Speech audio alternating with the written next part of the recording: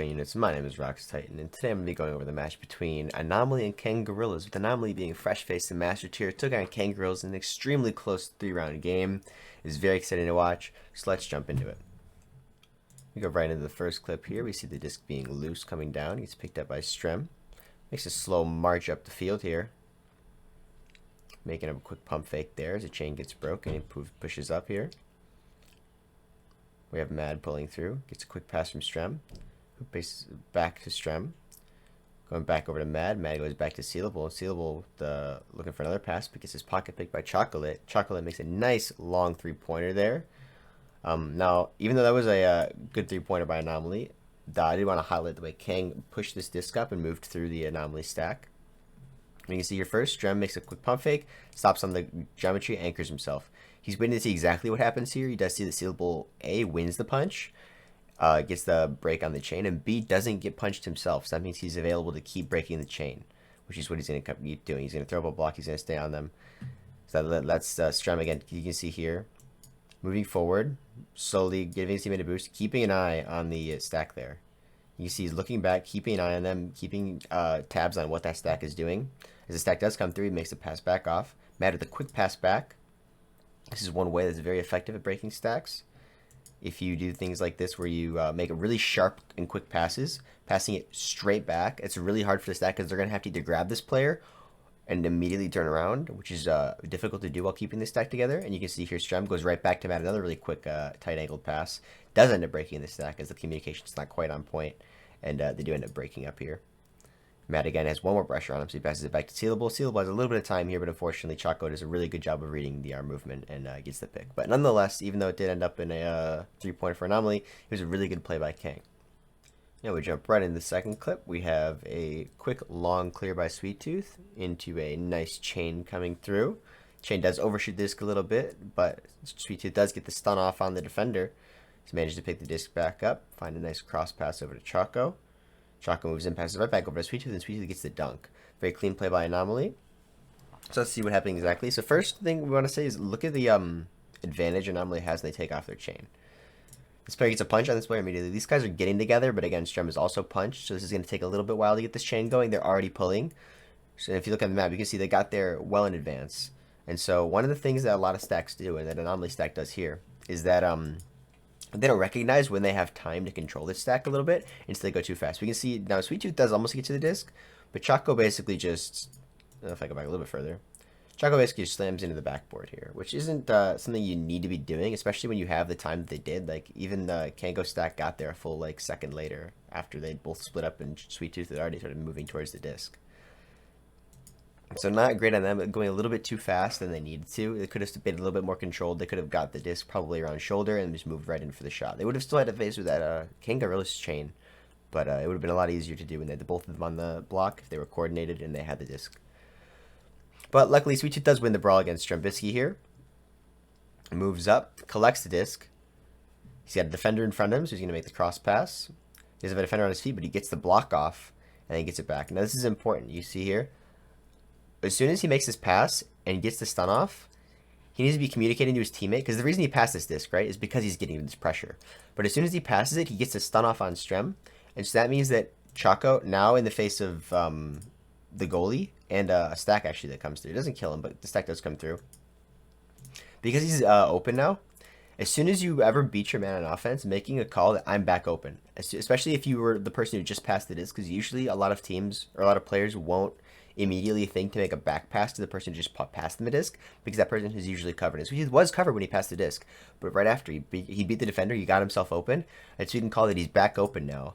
And so Choco can again make that quick pass over, catches the goalie by surprise, hits the stun off on him, and get the dunk off before the stack can get there just in time. So very good job by Sweet Tooth winning that 1v1 and making that call out so that he can get the disc back and have a nice higher percent chance shot than if Choco had tried to take this in. This next clip here is just something really quick that I wanted to touch on that a lot of teams, you don't see happen very often in any level of play.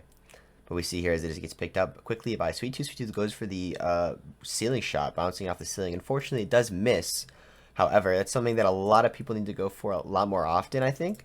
Because see here, the reason he took this shot is not for style points or to look cool, but because he had this defender specifically right in his path. He would not have been able to shoot this disc at the goal without just throwing it into the defender's hands.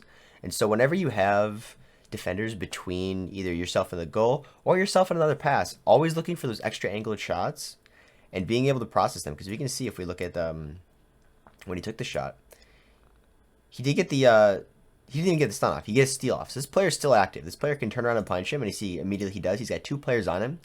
And so he's thinking very quickly. He does not have a lot of time to look for different options. And so having it always in your mind to look for those look for those bounce shots, look for those angles, and take them if you need them is something that not a lot of players do, and is definitely an underutilized part of the game.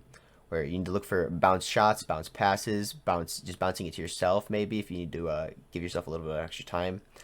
Bouncing this off of geometry is not utilized nearly as much as I think it should be, and this is a good example of a time that it would have been really helpful. Unfortunately, it did miss, but there was not really any other option for the player to make. You see, this player is stunned out. He could have made a back pass here, but if back passing it here is just putting this player under a bunch of pressure and is not really accomplishing anything, he's still got 2 players right on him if he does get this pass. So looking for this, he's got a chain, a chain in the backfield. Excuse me. So these people aren't receiving any passes. His only real option is to go for a shot. But again, as I said earlier, this player's covering that shot lane, and so going for that bounce shot and seeing it as quickly as he did and going for it. And unfortunately, it didn't go in. This was absolutely his best option available. And so that was a really good look by him taking that shot. Unfortunately, it didn't go in, but definitely a good look and definitely something that I like to see more often. And we go to the 4th clip. We see a nice launch by Kangorillaz. Strem dropping it straight down before getting stunned by the stack. The stack again moving really quickly, but Mad luckily gets a stun off on one of them and the bounce pass backwards. He stays on the stack, breaks it up very nicely, doing a great job breaking that chain. Strem again looking backwards, keeping an eye on that stack as one comes through, but not with enough control to be immediate thresher, so he holds on to this a little bit longer. Makes a nice long pass over to Mad on the ceiling. Mad finds Sealable on the rim and with a nice clean dunk. So great job by Kangorillaz. And you can see here, first things first, they know the stack is coming fast. He sees it coming. He drops it straight down because, again, that is a really hard angle to make. One of the biggest things to do when you're trying to break up a stack is make their maneuverability as difficult as possible. They're coming in from the top of this block, so the best they can do, even if they did grab onto him as soon as they punched him, they would have had to pull straight down, and getting around this block would have taken an extra half a second. That would have been absolutely useful for Kangorillaz. So picking that angle and dropping it straight down is definitely super useful for them. Sand passes it forward, and Mad getting there just in time, getting that slap off, and getting a punch off. Really good job. And you can see as soon as he got that punch off, he also grabbed onto the players. He did not let go. There's one person that's still unstunned. He then goes for them. One of the big things that Mad does here that's also really good for breaking stacks is to not stun both of them. Because if you stun both of them, then as soon as they both come back online, they're both going to have stun immunity for a couple seconds, and then they can just use that to start a boost going, and at max, if they split off, you're only getting one person. One person is guaranteed a boost. We do say this is what happens later on. But Mad did a great job here of only getting the stun on one person. He stunned one person there. He grabbed onto him. Stunned the other person here, and you got to keep alternating. If you keep alternating those punches, you can keep a stack stunned indefinitely as long as you keep winning your 1v1s. But we see again, they do eventually get back together.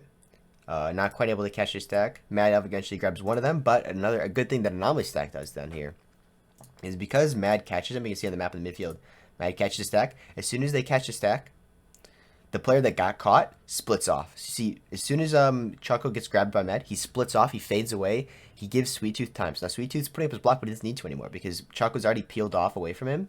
Almost like a solid rocket booster. He peels off, gets away, and so even if Mad stuns him here, it's not even going to do anything because he gets stunned.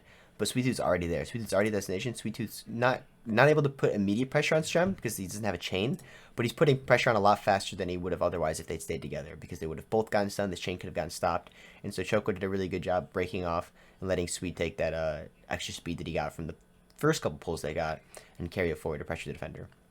Unfortunately, Kango's specifically Mad got a nice boost off of the of Choco when he did get the stun off.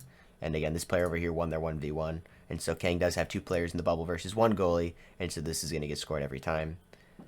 But nonetheless, a really good job by Kango's breaking that stack. And a good job by Choco that they're specifically doing a good job of peeling off when he knew he was pressured. And we go to the final clip. We have Strembisky moving on the ceiling with a quick pass over to whoever that was. Getting it over to Mad. Kango's doing their signature everybody go upside down strat. Sealable then moving forward with the disc, waiting for the pressure to come. Makes a back pass as soon as the chain comes and breaks the chain. Strat breaking the other half. Pass then moves over to Mad on the ceiling. Mad finds a cross pass over to Seal. Sealable has a quick pass over to Zenith, and Zenith is able to get the shot off. A lot going on in that play, but let's break it down a little bit. So first off, we've got Kango's doing a great job with these quick passes. One of the things that's really good against Chain as well is these really quick passes. You can see here, this first pass gets almost slapped forward. And so it doesn't give the stack any time, because if you do get stunned out against the stack, because one of the things that stacks do is they try to apply a lot of pressure, try to put a lot of pressure on you, maybe get a stun on you while you're holding the disc, and then you drop it, you don't get it off.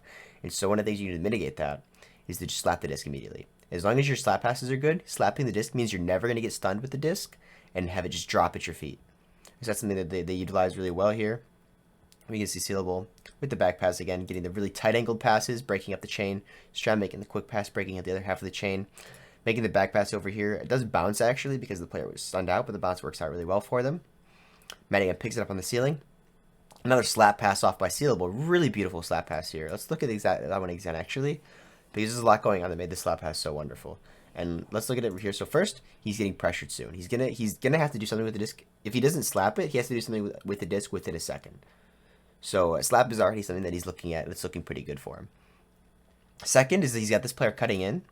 As you can see after the pass, this player's cutting in, and as he cuts in, he's gonna, if he moves a little bit further, if Sealable holds onto it for another half a second, that player's gonna be behind shield. That pass is gonna be a little bit harder for him. Slapping it, even though slapping the disc is a little bit harder than winding it up and throwing, slapping it in this position made it a lot easier because he just had to hit this target without the shield. Whereas if he waited a second, he would have been inside the bubble. He would have had to throw it through the mail slot, which would have been a lot more difficult. But because he wasn't, because he did make the slap, he was able to pass the disc before he entered the bubble, and so he didn't have to put it through the mail slot there. So really good, just heads up looking by Sealable, seeing that the player was open, making that quick pass. Another thing is that if he had waited, if he had wound up, maybe he could have made that mail slot pass. It would have been a lot easier once he'd wound up.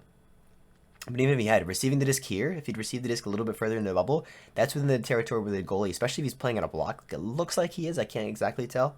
But if the goalie's playing on a block, he can easily jump out and pick that pass if you're making a cross pass into the bubble, especially when it's so far away. It's a lot easier to read. So getting the pass in before he gets into the bubble again makes it so there's no chance the goalie can jump that, and so you're giving the player a nice easy 1v1 here. And they do get the goal. And that's going to be the match. Thank you so much for watching. If you enjoyed the video, leave a like and comment down below. Subscribe if you're not already subscribed and you like channel, if you like videos like this. And thank you so much for watching. Have a nice day.